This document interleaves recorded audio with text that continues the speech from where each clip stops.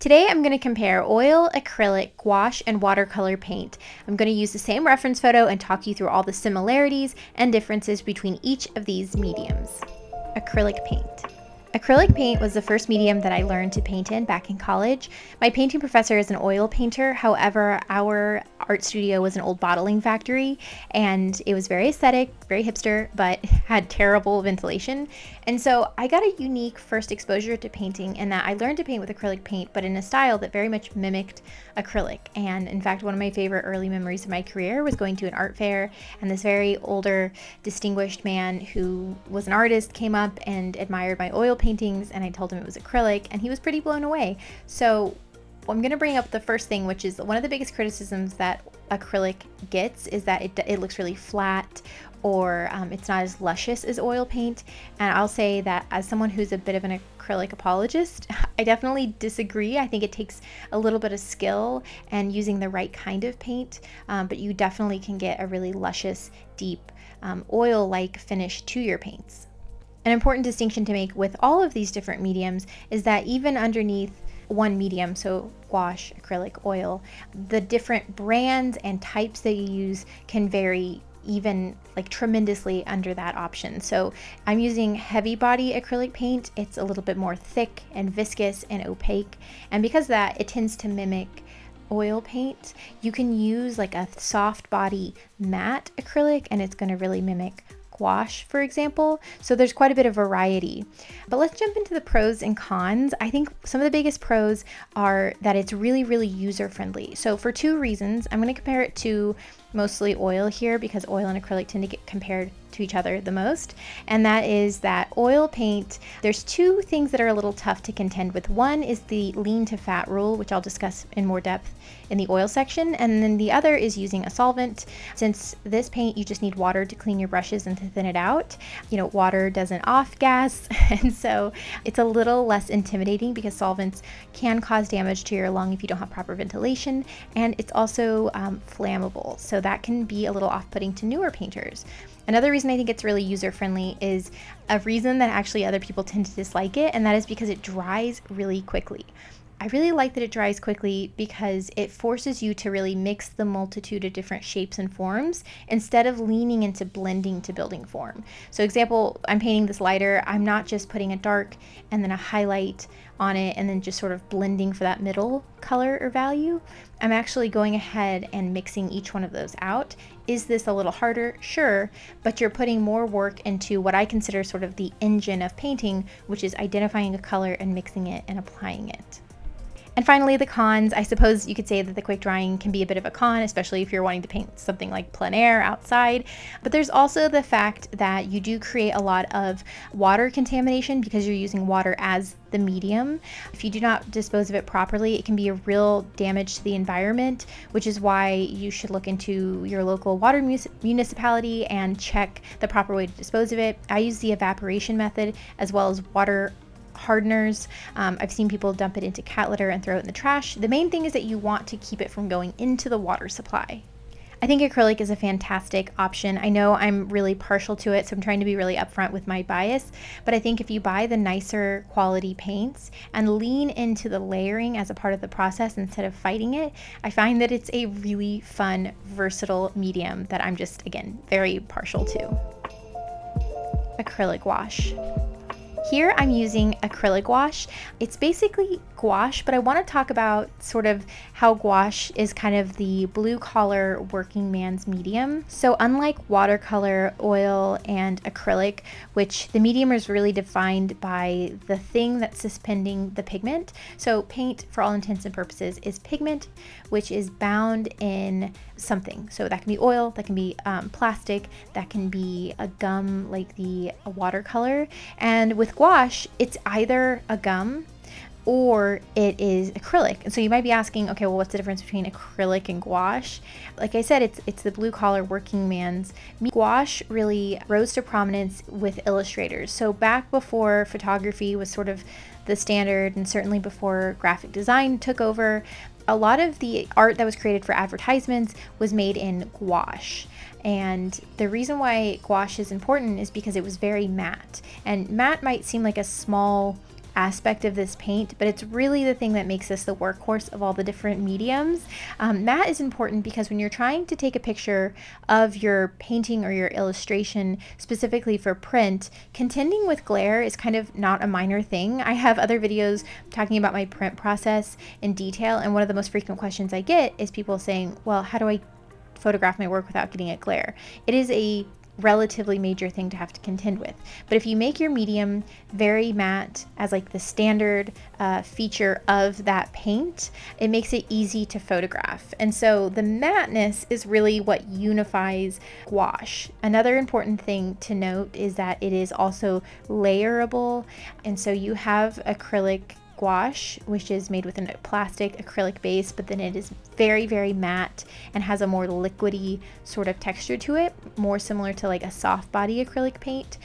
Then you have your gouache that's made using a gum, like watercolor, but basically the thing that's different is that it has just a lot more pigment to gum ratio. Instead of being like smooth and watery like watercolor, you can actually get some opacity to it. The issue is that when you add a lot of pigment and not a lot of binder, it can get really brittle. And so acrylic gouache isn't brittle because, again, plastic as the binder is super tough and strong. And so acrylic gouache is really basically, all intents and purposes, acrylic paint that is very matte. There's a little more nuance to it than that, but that used to confuse me, and I really wish someone would just have explained it really simply to me, so hopefully that'll be helpful to you guys. I really like doing illustrations in gouache.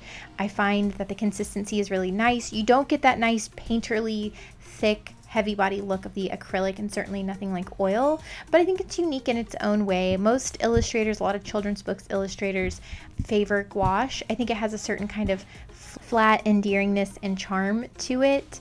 You know, the pros are very similar to acrylic. You're using water as your brush cleaner instead of a solvent. You do have to be responsible with your cleanup because these are effectively acrylics. You have to, be really responsible with your water disposal. The pros are pretty similar to acrylic also. It's layerable. It's very beginner friendly. If you like the look of illustration, then gouache is probably your best bet. Watercolor. Full disclosure, watercolor is the medium that I probably struggle with the most. I am a big fan of layering. This gives me a lot of permission to make mistakes. I think sometimes because of our early exposure to painting being those lovely little, 6-pack or 12-pack watercolors from Crayola, that there's this, I don't think it exists so much in the art world, but certainly I think for lay people, there's this idea that watercolor is the easiest or the most juvenile. And I will say, as someone who's a professional painter who teaches painting, I have tremendous respect for watercolorists because you have to be pretty accurate. I've seen people really lean into the bleedy wateriness of watercolor, and I think that's what I was loosely attempting to do here, but you can't even do too much of that or it'll fall apart. So, the pro of this is that it's pretty small and compact, and I think compared to all the other mediums that I show here, at least in this video, it's pretty accessible. I mean, watercolor, like anything, can get really expensive. Pigment can get really expensive, but you can do a lot with even just a Crayola set of watercolors, and certainly if you went and invested in a handful of tubes of nice paint, you could get pretty far. It tends to be a smaller setup, less time intensive setup than having certainly an oil setup, and even to some degree an acrylic or gouache setup. However, there's a certain amount of preciseness, especially for wanting to paint representationally, and you can overwork your medium. So, for example, you can work on a painting for hours and hours and hours, and if you add too much water or too much paint, there becomes a saturation point that you don't quite get with the other mediums, at least not nearly as quick. And so, for that reason, I personally am always a little wary of watercolor, but I will say that it dries and you can sort of slow down, and I found myself taking a lot of breaks waiting for the paint to dry. And I remembered, because I used to paint with a lot of watercolor, that was something I liked about it. It made me feel more mindful. But I will still just finally say I have so much respect for watercolorists. Oil paint. Oil painting to me feels like one of the more prestige mediums. It's a bit of an antiquated thought, but for example, about 10 years ago when I was a new baby painter, freshly graduated from art school, I remember looking up how to price my work because unfortunately that is not a standard thing they teach. And I looked at an online art pricing calculator and I was kind of shocked by the fact that whether you're painting with acrylic, oil, or watercolor, that oil, even if all things were the same, medium size, expertise as an artist, you could charge quite a bit higher for oil paint because it's seen as a more prestige medium. Again, I think that is becoming a very antiquated thought, but it's an important layer of context when understanding and comparing the different mediums. I'd say that the paint quality, the butteriness of the paint is pretty unique to oil paint. Now, while I truly believe you can get your acrylics to look very similar in their finish to oil paint, I don't think you can get any medium to feel like oil paint. There's just a butteriness and a lusciousness that's pretty unique. That's a lot of different things. It's the medium, it's the range of pigments, but it's also the dry time, which is another, I would consider it a neutral aspect of a painting medium. But for a lot of people, it's a pro, especially if you're doing something like you're blending skin tones.